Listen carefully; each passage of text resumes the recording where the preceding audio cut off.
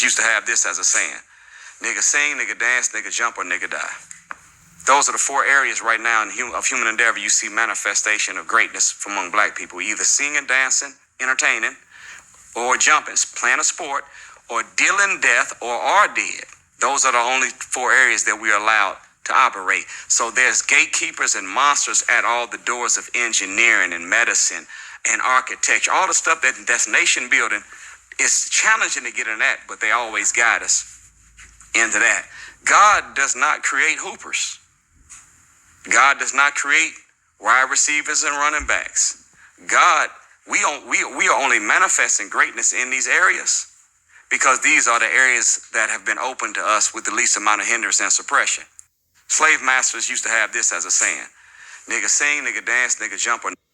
Right, Shalom, I'll give it on praise on Hakodash. The bonus under the apostles of Great Millstone, and the honest brothers that be pushing this truth in sincerity throughout the four corners of the earth. And above everybody, I coming out here to give you this truth for the grace and mercy of Yahweh. Bashim Yahweh Shai. Bashim Hakodash. Giving on praise on Bashim Shai. Bashim Hakodash. Okay, so this is going to be a relatively quick video based upon the clip that you just seen here. And it's a pretty good clip in understanding how the engine of this society works. Namely, the gatekeepers that are placed in, let's start first and foremost within your mind, and then ultimately within the corporate environment, to make it to where you can only be a singer or a dancer or athlete, or you're dealing in death like the gentleman had said within this particular clip. So let's start with the mental shackles first, and the image that's perpetuated throughout the four corners of the earth for the Negroes, Hispanics, Native Americans. We see there's a situation out here where you are presented as just that, okay? Entertainment, right? Or thug, okay? Or in bad light. Long time ago, you used to have the Uncle Phils, and that's something that I always think about. When you used to switch on the TV, you had productive, okay, inspiring black, right, Hispanic, and Native American male role models, okay? That's something that the Esau has completely destroyed and removed out of the earth. It's very difficult to find a TV program, which there's a reason why it's known as TV programming, because you're literally consuming that within your mind and you're fashioning it, right? You're fashioning your mind to be those images that you see right on the TV screen. In other words, art imitates life and life imitates art. And one way to know a society is really getting ready to be destroyed is when you see the art is at its lowest form. Okay, so naturally, if people are inspired, if people are thriving, they're going to produce some very inspired and thriving art. I'll just go down this rabbit hole a little bit, but let's go down this rabbit hole. When you look at the so-called inception of Western mathematics, in which you got to be careful when you look at some of these things, right? When you see Western mathematics and all of that, a lot of this maths that we see that they claim an Edomite come up with, like Jake was already dealing with that, and that's why we see particular things where Jake was involved, namely the pyramids and right the mechanics by which the pyramids and all of that stuff was built. Which, remember, Jake was in captivity when all of that stuff was built. A lot of that mathematics, I believe, when you're dealing with the character, the mathematical character pi, that goes back onto Egypt, okay, and they use that to mathematically predict the yield, okay.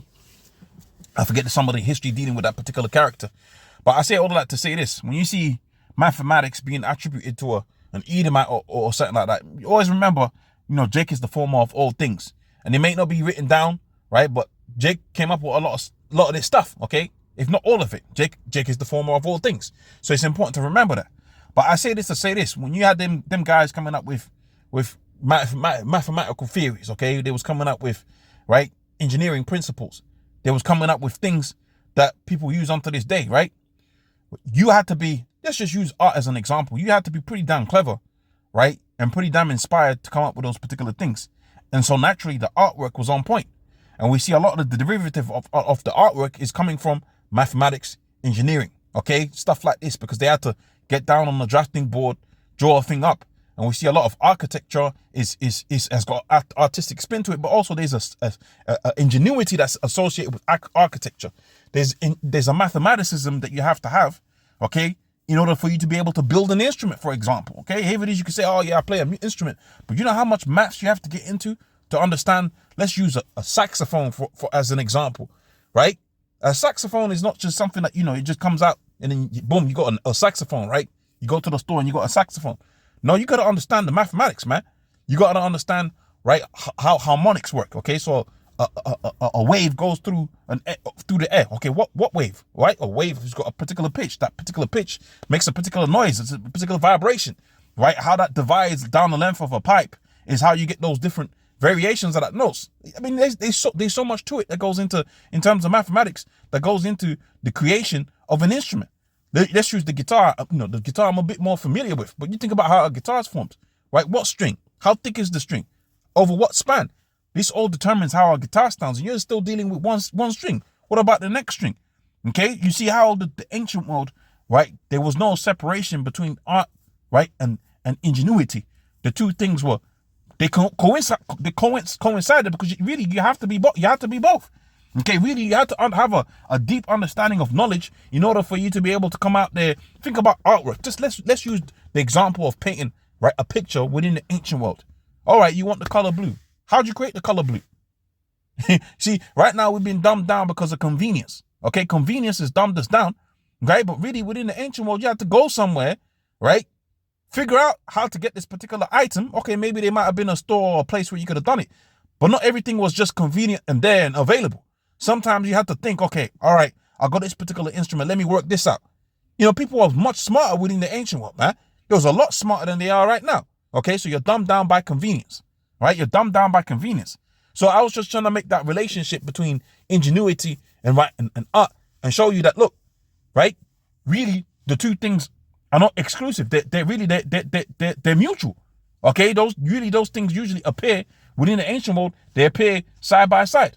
Okay, so let's go back into the video. Okay, let's go back into the points that we've seen. So we've seen that the gatekeepers of this world, they gatekeep you in music and entertainment, and running down a basketball pitch, right? And being so-called great at that. But you know our forefathers were great mathematicians? Do you know our forefathers were great engineers? Do you know a lot of these inventions that you got? Here's one of my personal favorites, the invention of the radiator. Okay? And when Jake hears radiator, they think of two things. They either think of their domestic radiator within their house, or they think about the radiator within a car.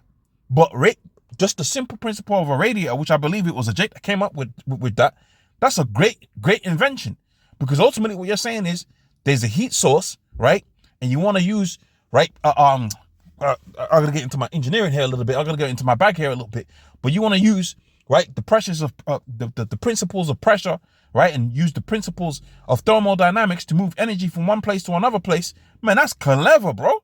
That's clever, right? You're going to get a so-called special, I believe it's a noble gas. I can't remember what they put up in there, right? They put a particular a chemical in there, a fluid, right? That's your the thing that float, that's within the bottom of the refrigerator, that big tin can at the back of the refrigerator. That's important to the process, right? You push that through a certain level of pressure, right? Because of pressure, the boiling point changes, right? Because the boiling point changes, I'm trying to remember refrigeration here now. Because the boiling point changes due to the pressure, right? Now you got a situation where you're gonna release the pressure somewhere, right? The heat's gonna be drawn out. Check it out for yourself. I forget some of the principles, right? The heat's gonna be released now and move from one space to another position. An Israelite came up with that, okay? An Israelite came up with those particular things, right? An Israelite came up with those particular things. And again, like I said, yeah, you're thinking domestic, you're thinking your car, but the principles of a radiator is used, right? There's a word that's known as ubiquitous. It's used everywhere. The refrigeration process is literally used everywhere. There is no heat source or anywhere where you got fuel, something gets burnt up to produce something. You gotta have the refrigeration process there. Whether it's a car, whether it's a heater within your household, whether it's a cooling system within because when you have an air conditioner, that's just the refrigeration process working in reverse. Okay, that's why you got to fill it up with what they call the refrigeration gas. You see, but it's my belief, if I remember my information correctly, that it was an Israelite that came up with that. You understand what I'm saying? So the problem we got right now is Esau's in rulership. Right, he puts us with he gives us these categories, and he says you got to fall within the category. You can't come out the category. Okay, you got to deal with these realms that you're dealing with. But that's all good. upon Yahweh Shai's return, we're going to have access to all of these other avenues, man. When Yahweh Shai returns, we're going to understand what it's like to really understand mathematics. Not the funky mathematics we learn within Esau's school, okay, where it don't make sense, right? Where it's not done in a way where it's a back-to-back, okay? What I mean by back-to-back is there's a certain way you're supposed to teach maths. You can't just go from cover to cover, right? And the first subject is algebra. The next subject is totally unrelated to the previous subject. There's a way you got to learn maths. You got to learn it in a way that it builds up on the first principles, and really you don't learn that within Esau's. I've been in Esau's school system, man. Okay, because of my situation, you know, I went all the way to the so-called college level or whatever, right? And it's bullshit, man. It's a bullshit system, right? It's a bullshit system set up for Edomites. There's no rhythm. There's no funk within it, right? There's a way you could teach to where it's captivating. Okay, there's a way you could teach mathematics, science, engineering to where it's captivating using the correct examples. Okay, having a teacher that's passionate. That's a thing that you don't have out here within these scriptures, and that's what you see the men of the Great Millstone, right? They're very passionate about what they teach him because ultimately the passion is captivating. Okay, that's the spirit of Yahweh Hashem Shai. But I say all of that to say this: even if you did go through the full system, man, even if you had the masters, even if you had all of these degrees, the way that Esau set up the system is that you can never get beyond a certain point because these things are gate kept. Okay, they're gate kept because you're supposed to be a singer, you're supposed to be a dancer, you're supposed to be an entertainer. You ain't supposed to be more than what that particular bound is. Which reminds me of Django. Okay, and Jake is forgetful, man. Jake is forgetful, and they forget that not too long ago, you couldn't even be on a horse. Okay, you couldn't even be seen riding up on a horse as a so-called Negro. You couldn't even be seen riding up on a horse. Who's that nigga on that net? Okay, now you can drive around in the car and move from A to B. But you really think that Esau's mindset's changed? Esau's mindset hasn't changed. Esau's still the same. As a matter of fact, you're seeing that devil coming back up out of him, right? Now you're seeing him return to his nominal form. Okay, you're seeing him coming back to his normal form, and he's coming back to that same state of being where he's like, look, man, to hell with these Negroes, Hispanic Native Americans, man. This is our country, etc., etc., etc. That's what we're seeing right now throughout the four corners of the earth. Esau's returning back into, he's showing his fangs again, man. And his mentality is that you Negroes, I said that, you Negroes, Hispanics, Native Americans, you should be on a plantation somewhere, man. Okay? And that's how the corporate world works. You're not supposed to come out of your bounds. In any event, right, hopefully that was of edification. With that, I'm going to say all praise unto Yahweh Shai, double honors unto the apostles of Great Millstone, and the honest brothers of people pushing this truth in sincerity. Shalom.